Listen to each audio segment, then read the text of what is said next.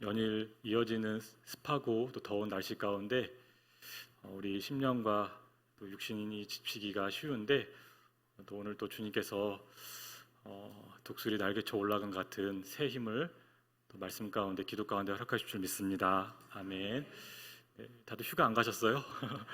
네, 처음에 수요 기도에 많이 안 오셨길래 휴가를 많이 가셨나 보다 했는데 휴가를 뚫고 더위를 뚫고 습한 날씨를 뚫고 근데 습한 정도가 차원을 넘어서 아까 송 권사님 기도해 주셨던 것처럼 정말 자연재해 상상도 할 수 없었던 그런 비가 내리고 참 슬픔을 당하는 모습을 보면서 참 이 땅 가운데 살아가는 동안에 참 쉼이 없다는 그런 생각을 하게 됩니다. 오늘 기도에 대한 얘기를 하기 전에 좀 쉼에 대한 얘기를 잠깐 드리고 가고 싶어요. 제가 아까 말씀드린 것처럼 습하고 더운 날씨에 참 휴가가 필요하죠. 쉼이 필요한 시기입니다. 근데 제가 쉼과 관련된 어느 기독교 서적을 보니까 우리 인간이란 존재 자체가 쉼에서 쉼으로 끝나는 존재라고 이렇게 표현하는 걸 보면서 그래 이해가 된다 싶었습니다. 이렇게 표현했더라고요. 우리 인간은 쉼을 필요로 하는 존재, 쉼을 원하는 존재, 쉼을 통해 회복되어야 할 존재. 그런데 책의 내용을 조금 더 이렇게 살펴보고 읽어보다 보니까요, 제가 일반적으로 갖고 있던 쉼하고는 좀 다른 이야기를 하고 있더라고요. 어떤 얘기를 하고 있냐면 우리가 보통 쉼에 대해서 이야기하면 레저 생각하잖아요. 등산, 바닷가, 어디 가는 것, 여행 정도 생각하고 있는데 이게 사실은 쉼에서는 굉장히 작은 개념이래요. 모자란 개념이라는 것이죠. 왜냐하면 많이 경험해 보셨을 겁니다. 몸은 휴가에 가 있지만 마음은 여러 가지 또 곤고함과 분주함과 혼란스러움으로 휴가를 제대로 즐기지 못하고 분명히 휴가는 갔다 왔는데 전혀 몸이 가볍지 않은, 마음이 가볍지 않은 그런 것들 많이 경험하신 줄 압니다.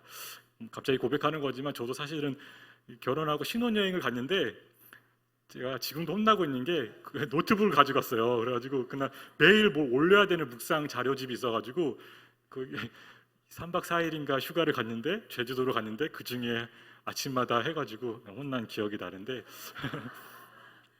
제가 잘 알 것 같습니다. 몸은 휴가에 갔지만 쉬지 못하는 것. 근데 그게 저뿐만이겠습니까?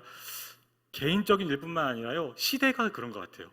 젊은이들을 위해서 지금 나가사키 가서 우리 열심히 비전 트립하고 있는 젊은이들을 위해서 기도하는 이유도 시대 자체가 참 두렵게 만들고 곤고하게 만들고 분주하게 만들고 경쟁을 부추기는 시대이기 때문에 참 마음을 쉼이 얻지 못하는 그러한 모습. 그래서 우리가 젊은 세대를 위해서 더 기도하는 책임감이 있지 않은가 여겨집니다. 일찍이 어거스틴이 오랜 경험과 회심 가운데 참 고민을 많이 한 분이고 정말 즐길 만큼 즐겼던 사람이거든요. 정말 우리가 상상을 할 수 없었던 탐욕을 즐겼던 사람이에요. 그런데 이 아우구스티누스가 오랜 경험과 또 하나님을 만나는 회심 가운데 사람에게 진정한 쉼은 결국 하나님의 은혜로만이 가능함을 고백합니다. 고백록을 통해서 계속 고백하는 게 하나님의 은혜. 하나님이 사람을 하나님을 위해서 만드셨기 때문에 하나님 앞에서 하나님을 만나기 전에는 결코 쉼이 없습니다. 하나님을 만나야만 쉼이 됩니다. 처음부터 끝까지 그 이야기를 하고 있는 걸 보게 됩니다. 말씀드렸던 것처럼 어거스틴은 한때 온갖 탐욕에 취해보기도 했고요. 또 한때는 탐욕을 한번 꺾어보려고 극기 훈련했었어요. 수도승처럼 내가 이 탐욕, 정말 이 성욕, 여러 가지 막 그 물욕 한번 내가 제거해보리라 정말 극한 수행도 했지만 그 어느 것도 그에게 진정한 안식을 주지 못했다는 것이죠. 그런데 하나님께서 그의 삶 모든 것의 주인이 되신 딱 그 순간 여러 상황 속에서도 순간순간 진정한 평안을 누려갈 수 있었고 무엇보다 성도로서 이 땅 가운데 쉼은 유한하구나. 내가 그러나 마침내 주인님 앞에 섰을 때 앞으로 장래에 온전히 누릴 소망이 있구나. 그런 소망으로 살아가게 되었다는 것이죠. 그런데 어거스틴뿐만 아니라 조금 더 거슬러 올라가면 성경에도 보면요, 성경에 있는 인물 하나하나 보면 평탄한 인물이 사실 별로 없어요. 다 많은 환난 가운데 마지막까지 그럼에도 불구하고 하나님의 위로하심과 돌보심 가운데 평안을 누린 사람들의 이야기가 성경 우리 선배들의 이야기입니다. 그 중에 다니엘 이야기를 잠시 좀 드려보려고 해요. 다니엘 주일학교 때부터 많이 들어보셨잖아요. 그리고 저도 이제 금요기도회 때 잠깐 이렇게 말씀을 계속 전하고 있는데 저는 사실 이번에 그 말씀을 또 제가 스스로 묵상하고 준비하면서 이 다니엘이라는 인물에 대해서 이 신앙의 선배에 대해서 많은 걸 또 배우기도 하고 제 자신이 회개하기도 하고 깨달아가고 있는 중에 있습니다. 다니엘은 참 슬픈 인생입니다. 다니엘은 참 기구한 운명이라고 보통 표현하는 대로 참 슬프죠. 몇 가지 말씀드려 볼게요. 다니엘은요 10대 때 포로로 끌려왔습니다. 그의 고향 예루살렘과는 전혀 다른 거, 뭐 일본 여행 가는 정도가 아니라요, 전혀 다른 곳. 예루살렘의 하나님 여호와 하나님만을 섬기던, 유일신을 섬기던 그 때와는, 그 장소와는, 문화와는, 신앙과는 전혀 다른 바벨론 땅으로 10대 때 나이에 포로로 끌려가게 된 것이죠. 더욱이 본인의 의사와 전혀 상관없이 많은 일들을 겪어 나갑니다. 예를 들어서 다니엘서 1장 6절에서 7절을 보면요, 다니엘과 세 친구 하나냐, 미사엘, 아사야의 이름, 다니엘을 포함한 이 세 친구의 이름이 바벨론식으로 개명당합니다. 이 히브리 이름의 야나엘은요, 이게 하나냐, 미사엘, 아사랴, 다니엘, 야나엘은 하나님의 이름이에요. 여호와, 야훼, 하나님, 그 이름이 들어가 있는 정말 귀한, 어머니로부터 아버지로부터 신앙의 이름을 물려받았음에도 불구하고 포로 끌려가자 보니까 온갖 다 XX 되는 거예요. 그리고 모든 이름을 강제로 잃어버린 채 바벨론의 각종 신의 이름으로 변경되고 말았다는 것이죠. 다니엘서 직접적인 언급만 따져보아도요, 다니엘 생전에 훨씬 더 많은 일이 있었지만 그 다니엘서의 직접적인 언급만 따져도 다니엘 생전에 나라가 3번 바뀌었어요. 바벨론에서 바사로 막 계속해서 바뀌어 나갑니다. 또 왕권이 4번이나 바뀌었습니다. 자기가 섬기고 있던 왕이 바뀌는 것이죠. 대통령 한 명만 바뀌어도 5년 단위의 대통령 하나만 바뀌어도 너무 많은 게 바뀌잖아요. 근데 그 당시에 제국의 왕이 바뀐다는 것은 뭐 말할 수 없는 힘든 일들을 위기들을 순간순간 경험했던 것이죠. 그런데 제가 다니엘서를 보면서 한 가지 제국의 특징을 하나 발견했는데, 이 제국의 특징이 좀 생소한 표현이지만 여러분, 이 제국의 특징, 특별히 하나님을 하나님으로 섬기지 않고 우상 숭배를 하는 이 제국의 특징이 하나가 있는데요, 다니엘서에도 계속해서 등장한 것 중에 하나가 우상을 숭배하는 제국, 우상을 숭배하는 왕이 그 나라를 다스리고 하나님이 주인 되시지 않으면 특별히 성도에게 몰상식한 일들이 상식처럼 여겨지는, 적용되는 공간이 그 제국이란 공간을 우리가 보게 됩니다. 우리가 지난주 일본 우리 선교 보고를 통해 어쩜 그런 일이 있을 수 있을까? 그 끔찍한, 예수님 믿는 것 하나 때문에 10만 명에 가까운 그 일을, 사람을 이렇게 잔인하게 죽일 수 있을까 싶은데 그게 제국인 거예요. 하나님이 주인 되시지 아니하시고 그 어떤 나라든지 우상 숭배하는 그 제국이 들어서면 몰상식하다고, 성도에게는 몰상식한 일들이 상식처럼 적용되는 것이 제국이라는 것이죠. 가령 다니엘서도 보면요, 1장에 보면 바벨론의 느부갓네살 왕이 자기 꿈을 해석하지 못한다는 이유로 모든 사람을 살해하는 대량 학살의 장면이 등장하게 됩니다. 그 가운데 하나님의 은혜 가운데 다니엘이 꿈을 해석하는 것이죠. 다니엘이 80, 그 일은 아까 처음 다니엘서 1장은 10대 때 일어난 일이거든요. 근데 다니엘이 80에 다다른, 거의 이제 하나님 나라 가기에 직전에 있었던 그 시기에 다니엘서 6장에 보면 다니엘은 또다시 하나님께 기도드린다는 그 이유로 사자굴에 던져지는 모습을 보게 됩니다. 우리가 성도에게 보기에는 지극히 몰상식한 일이죠. 하나님께 기도하는 것 때문에 죽을 수가 있는가? 그러나 우상 숭배하는 제국에서는 그 몰상식이 상식이 되어야 된다는 것입니다. 우리 나라를 위해서 기도하는 이유도, 나라를 위해서 기도해야 하는 이유도 바로 여기 있는 것이죠. 이렇게 우상 숭배 제국 안에서 다니엘은 그의 생애 끝자락까지 위기 속에 살았다는 것입니다. 오늘 본문 9장 1절 말씀 다시 한번 보면, 메대 족속 아수에로의 아들 다리오가 갈대아 나라 왕으로 세움을 받던 첫해, 다니엘은 여전히 우상 숭배의 제국 안에 살고 있었던 것이죠. 그리고 본문인데 중요한 게 한 가지 있어요. 제가 오늘 말씀을 나누고 싶은 것 중에 하나가 1절에서 저는 발견을 했는데, 분명히 메대 족속 아수르의 아들 다리오가 갈대아 나라 왕으로 세움을 받던 우상 숭배의 제국, 우상 숭배하는 왕이 여전히 다스리고 있는 그 제국 안에 살고 있는데, 그러나 본문 9장 말씀을 보면 다니엘은 마치 다른 시공간을 경험하고 있다는 것입니다. 그 일은 먼저 다니엘이 책을 통해 여호와 하나님의 말씀을 깨달으면서 시작하고 있습니다. 우리 2절 말씀 같이 한번 읽겠습니다. 통치 원년에 나 다니엘이 책을 통해 여호와께서 말씀으로 선지자 예레미야에게 알려주신 그 연수를 깨달았나니 그 예루살렘의 황폐함이 70년 만에 그치리라 하신 것이라. 여러분, 이 말씀을 그냥 지나가지 마시고 한번 곱씹어 보시기를 원합니다. 사실 그냥 개인적으로 읽으면 넘어가기 쉽거든요. 근데 오늘 이 설교의 자리, 말씀의 자리, 이 말씀 한번 곰곰이 보면 곱씹을수록 굉장히 놀라운 말씀임을 우리가 깨닫게 됩니다.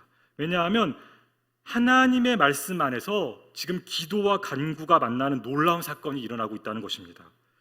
여러분, 하나님의 말씀을 다니엘이 읽는 중에 지금 자기가 위치하고 있는, 지금 자기가 겪고 있는 것과는 전혀 다른 시공간에 있는 다니엘과 에레미야가 만나고 있다는 것이죠. 여러분, 성도 여러분, 우리가 오늘 다시 한번 이 말씀 앞에 서면서 믿음으로 고백하는 것은 하나님의 말씀은 그 어떤 상황과 형편도 초월하는 영원한 진리의 말씀이라는 고백입니다. 여러분, 이게 굉장히 중요한 고백인 것 같아요. 여러분, 신앙의 질문 많지 않으세요? 신앙의 의문 많지 않으세요? 내가 하나님 앞에서 이렇게 신실하게 하나님 앞에 잘 섬기려고 하는데 왜 삶 가운데 이런 일들이 나고 이런 질문들이 생길까? 그런데 하나님의 말씀은 나의 상황과 형편과 상관없이 그것을 초월하는 영원한 진리의 말씀이라는 것, 그것만 우리가 신앙생활 가운데서 온전히 붙잡고 있다면 신앙생활에 많은 실마리가 풀릴 것 같습니다. 우리 베드로전서 1장 23절에서 25절 베드로 사도가 이렇게 말씀합니다. 너희가 거듭난 것은 썩어질 씨로 된 것이 아니요 썩지 아니할 씨로 된 것이니 살아있고 항상 있는 하나님의 말씀으로 되었느니라. 그러므로 모든 육체는 풀과 같고 그 모든 영광은 풀의 꽃과 같으니 풀은 마르고 꽃은 떨어지되 오직 주의 말씀은 세세토록 있도다 하였으니 너희에게 전한 복음이 곧 이 말씀이니라. 신약부터 구약부터 신약까지 한 가지 우리 신앙의 선배들이 계속해서 고백하는 것, 인생 가운데 발견하고 주님 앞에 설 때까지 계속해서 나가는 것 중에 하나는 풀은 마르고 꽃은 떨어지되, 이 육신은 쇠하고 늙어질 수밖에 없지만 하나님의 말씀은 영원하다. 여러분, 다니엘과 에레미야는요 어쩌면 얼굴도 보지 못했어요. 그러나 다니엘이 하나님께서 에레미야를 통해 하신 말씀을 책으로 읽고 묵상하는 가운데 온몸이 떨리는 놀라운 경험을 합니다. 시각이 바뀌는 것이죠. 생각이 바뀌는 것입니다. 그것은 예루살렘의 황폐함이 70년 만에 그친다는 그 하나님의 약속이 70년 전에 그냥 과거에 머무는 것이 아니라 이제 시공간을 넘어서 다니엘이 책을 펴서 기도하는 그 자리에 생생하게 들리고 깨달아졌기 때문인 것이죠. 여러분, 하나님께서 예레미야에게 그 약속을 말씀을 주셨다는 데는요 참 묘하죠. 다니엘이 10대 시절에 그 바벨론 땅으로 포로로 끌려왔던 그 시기, 그때에 이미 70년 전에 하나님께서 예레미야에게 70년 후에 포로 생활이 끝날 것이라 말씀하셨다는 것입니다. 에레미야 25장 1절에 보면 유다의 왕 요시야의 아들 여호야김 넷째 해, 곧 바벨론의 왕 느부갓네살 원년에, 이 에레미야 25장 1절 요시야의 아들 여호야김 넷째 해 때 하나님의 그 70년 약속이 임했습니다. 그런데 다니엘서 1장 1절에 보면 유다 왕 여호야김이 다스린 지 3년이 되는 해에 바벨론 왕 느부갓네살이 예루살렘에 이르러 성을 에워쌌더니, 그 70년 전에 말씀이 임했을 때 다니엘이 그 말씀을 듣지도 못하고 심지어 시간에 따라 에레미야조차 보지 못하고 포로로 눈물을 흘리고 탄식 가운데 끌려갔을 그 시기에 하나님 말씀이 이미 임했다는 것이죠. 그리고 지금 80세, 70년을 포로 생활에서 지쳤어요. 다 소진했어요. 하나님 약속 도저히 이루어지는 것 같지 않아요. 하나님 약속하셨는지조차 몰랐어요. 그런데 80세에 여전히 포로의 땅에 있던 그 다니엘이 어느 날 말씀을 펴서 다시 그 말씀을 묵상하며 그 의미를 깨닫게 해주셨다는 거예요. 그리고 본문 2절 말씀 다시 한번 읽겠습니다. 곧 그 통치 원년에 나 다니엘이 책을 통해 여호와께서 말씀으로 선지자 예레미야에게 알려주신 그 연수를 깨달았나니 곧 예루살렘의 황폐함이 70년 만에 그치리라 하신 것이니라. 이렇게 하나님의 말씀 안에서 다니엘과 예레미야가 수천 킬로미터, 지금이야 비행기 타고 갈 수 있지만 그 당시에는 진짜 걸어서 죽도록 걸어가서 돌아갈 수 없는 길을 갔는데, 이 다니엘과 예레미야가 하나님 말씀 안에서 지금 수천 킬로미터와 70년의 시간을 넘어 시간과 공간을 초월하여 만나고 있다는 것입니다. 두 사람의 눈물 어린 기도와 간구가 만나고 있다는 것이죠. 그리고 이 다니엘의 기도가요 그냥 수천 년 전에 그치는 것이 아니라 오늘 이 말씀을 함께 나누고 있는 이 자리에 수천 년의 시간을 넘어 출애굽의 하나님, 이스라엘 백성을 구원하시며 언약을 베푸시는 여호와 하나님의 능력으로 말미암아 오늘 우리에게도 다니엘의 기도가 이어지고 있다는 것입니다. 다니엘서 9장만이 유일하게 여호와 하나님의 이름이 불려지는 장이라고 여겨집니다. 장입니다. 여호와 하나님의 이름이 안 불려지거든요. 다니엘에서 하나님의 이름이 많이 불렸는데 여호와 약속의 이름, 출애굽 그 구원의 하나님의 이름이 9장에서만 여러 차례 불러지고 있는 것이죠. 다니엘서 9장 4절 같이 한번 읽겠습니다. 내 하나님 여호와께 기도하며 자박하여 이르기를 크시고 두려워할 주 하나님, 주를 사랑하고 주의 계명을 지키는 자를 위하여 언약을 지키시고 그에게 인자를 베푸시는 이시여. 여러분, 이렇게 다니엘이 아무도 없는 작은 골방, 여전히 기도하는 것 때문에 죽음을 무릅쓸 수밖에 없는 그 몰상식한 모든 우상숭배의 제국의 원리들이 통하고 있는 그러한 제국 가운데서 아무도 보지 않는, 과연 내 기도 70년 동안 누가 들으셨을까? 하나님, 제 기도 들으셨나요? 어쩌면 그런 의문을 품고 금식하고 애통하며 드린 그 간구가요, 결코 허공을 치지 않았어요. 결코 허공에 메아리 치지 않고 무의미한 시간이 아니었음을 하나님께서 확정적으로 오늘 말씀을 통해 응답하셨다는 것입니다. 영원하신 하나님께서, 영원하신 말씀을 선포하시는 하나님께서 에레미야와 다니엘, 시공간을 초월하여 이어주시는 기적의 시간이 그 다니엘의 기도 시간이었다는 것입니다. 여러분, 다니엘의 기도가요, 다시 말씀드리지만 또다시 수천 년을 지나 오늘 우리에게 기도가 무엇인지를 보여주고 있다는 것입니다. 여러분, 성도 여러분, 우리가 기도에 만족하세요? 저는 만족하지 못하거든요. 늘 기도가 때로는 답답하고 영적인 싸움이 있어야 되고, 언제 얼마만큼 누구 신앙의 선배 루터는 하루에 3시간을 기도하지 않으면 아무것도 안 했는데 3시간은커녕 30분도 기도에 집중하지 못하는 제 자신을 보면서 기도의 법칙, 기도의 공식, 도대체 기도는 왜 이렇게 어려울까? 평생 신앙생활 했는데 이렇게 부족함을 느낄까? 그래서 이런저런 기도에 대한 이야기를 듣고 팁을 찾기도 합니다.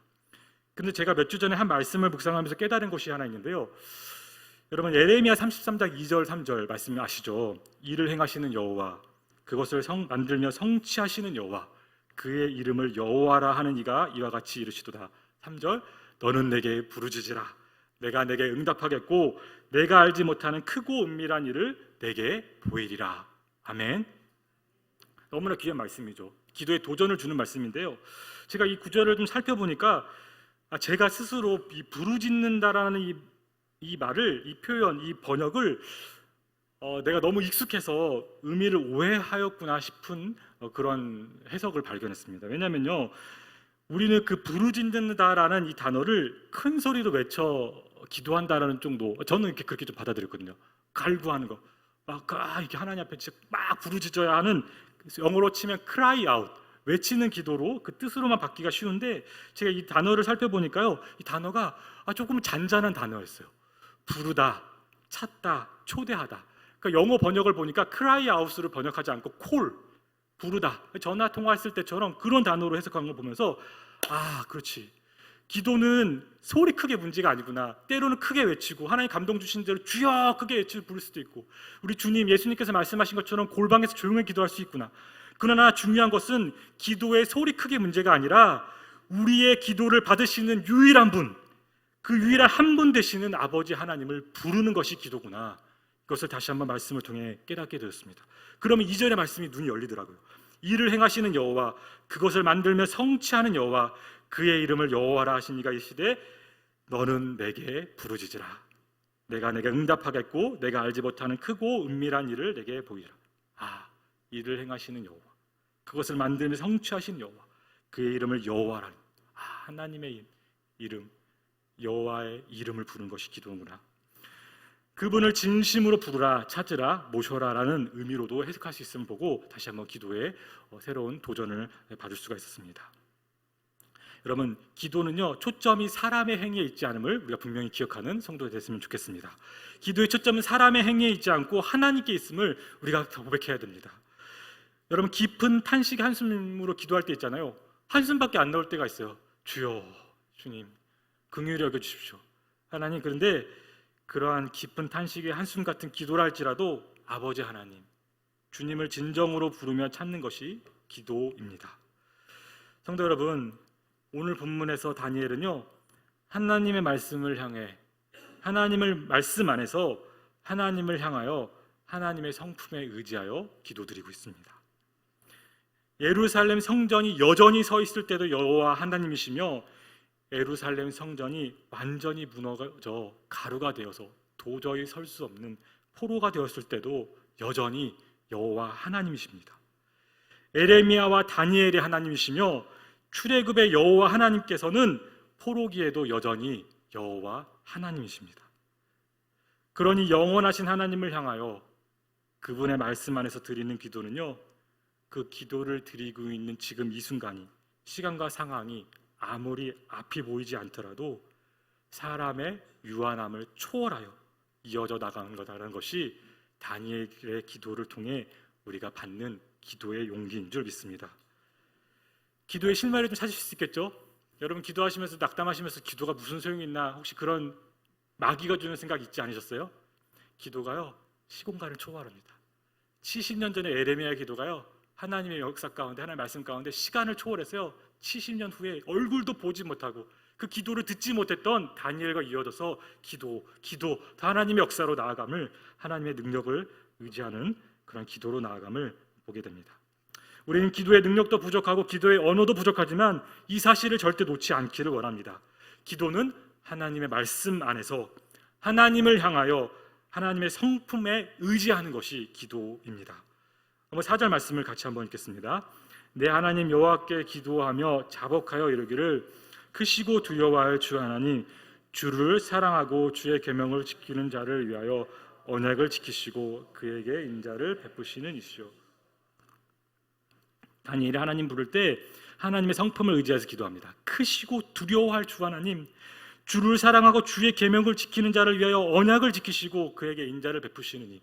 이건 다니엘이 그냥 만들어내서 감동이 와서 미사 얼굴을 붙인 게 아니라요, 하나님께서 출애굽한 이스라엘 백성에게 자신의 성품을 친히 드러내신 말씀입니다. 출애굽기 34장 5절에서 7절을 보면 하나님께서 이스라엘 백성에게 이렇게 말씀하세요. 자기 성품 이렇게 말씀하세요. 여호와께서 구름 가운데서 강림하사 그와 함께 거기 서서 여호와의 이름을 선포하실세, 여호와께서 직접 그의 앞으로 지나시며 선포하시되, 여호와라 여호와라 자비롭고 은혜롭고 노하기를 더디하고 인자와 진실이 많은 하나님이라. 인자를 1000대까지 베풀며 악과 가실과 죄를 용서하리라. 그러나 벌을 면제하지는 않으냐고 아버지의 악행을 자손 3, 4대까지 보응하리라.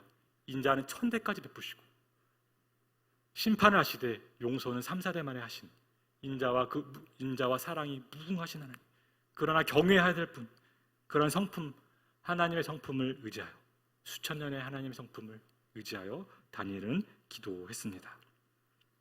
오늘 본문에서 하나님의 말씀 안에서 하나님을 향하여 하나님의 성품에 의지하여 드리는 기도는 결론이 있습니다. 여러분의 기도가 하나님 앞에서, 우리의 기도가 하나님 앞에서, 내가 하나님 앞에서 바른 기도 드리고 있구나, 하나님 기뻐하시는 기도가 드리고 있구나, 어떻게 볼 수 있는지 다니엘의 기도의 결론을 통해 보게 됩니다. 하나님께서 그런 기도를 드리면 하나님께서 모든 것의 주인 되심을 고백하는 기도로 이어진다는 것입니다.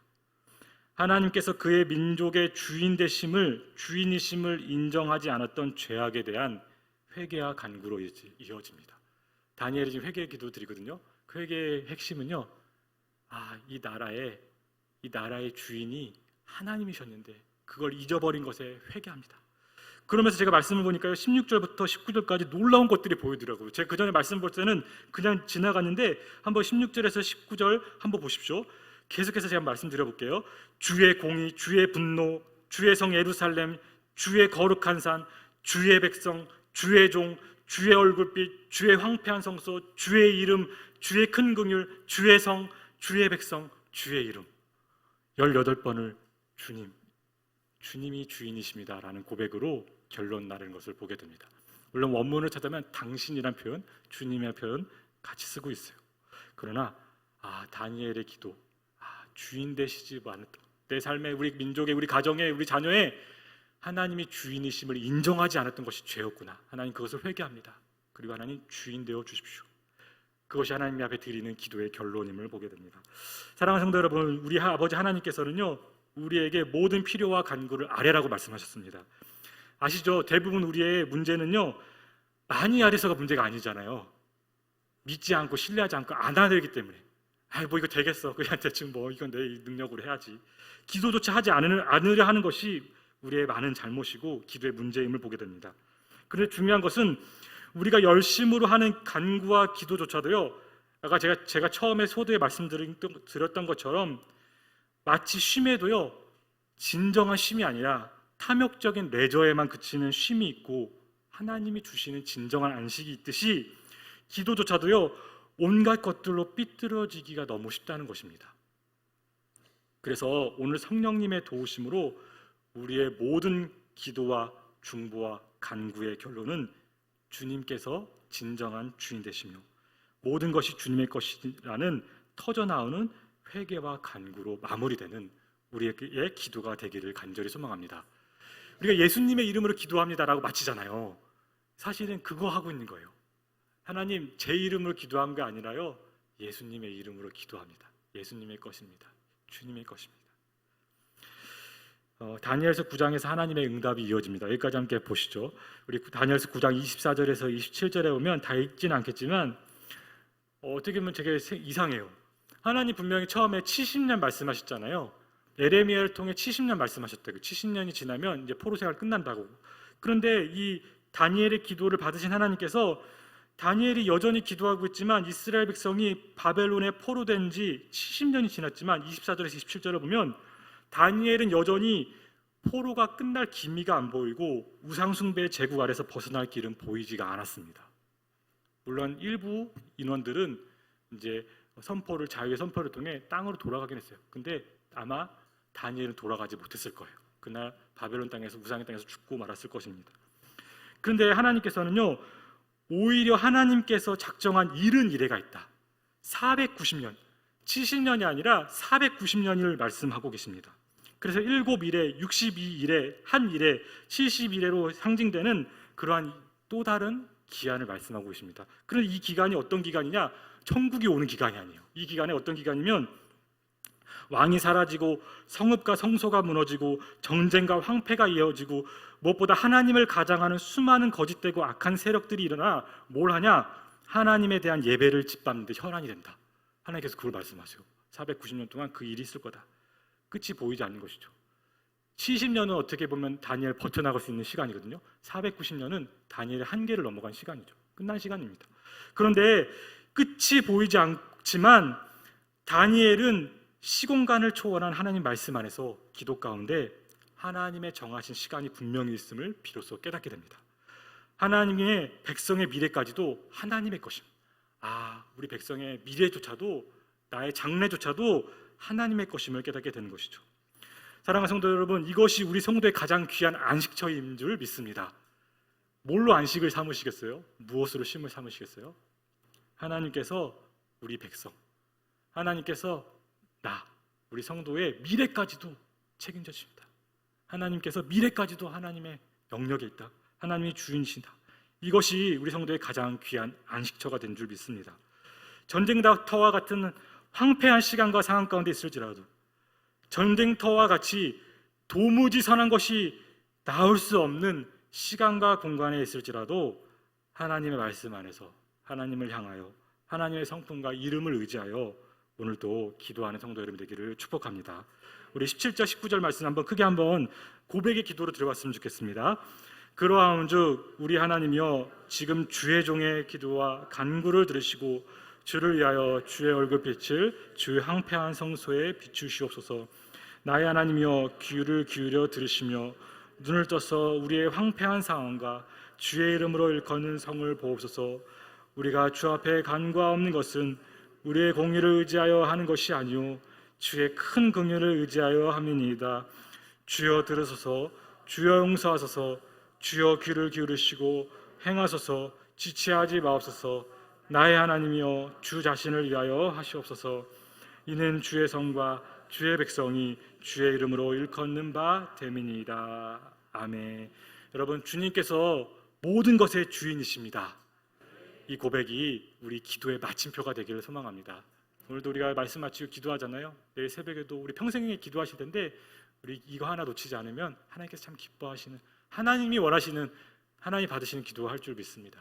하나님이 우리 모든 것의 주인 되십니다. 함께 기도하겠습니다. 아버지 하나님, 수천 년 전에 다니엘의 기도를 통해 우리 교회를 교훈하여 주시고 이 나라를 교훈하여 주시고 오늘 우리 성도 우리 자신을 교훈하여 주셔서 감사드립니다. 우린 기도의 능력도 부족하고 언어도 부족하고 기도를 조차 어떻게 해야 될지 모르지만 이 시간에도 성령이 말할 수 없는 탄식으로 우리를 위해 친히 간구하시며 예수님께서 우리를 위해 친히 중보자 되심을 다시 한번 믿고 고백하며 기도의 자리에 나가고자 합니다.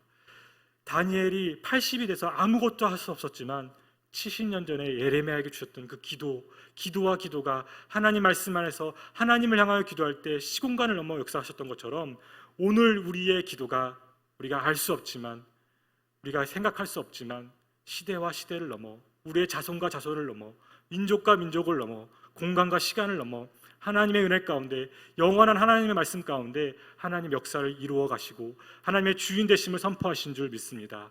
그것을 의지하여 이 밤에도 기도하고 우리가 일평생 주님 앞에 기도하기를 소망하오니 우리 기도를 도와주시고 기도의 문을 열어 주시옵소서.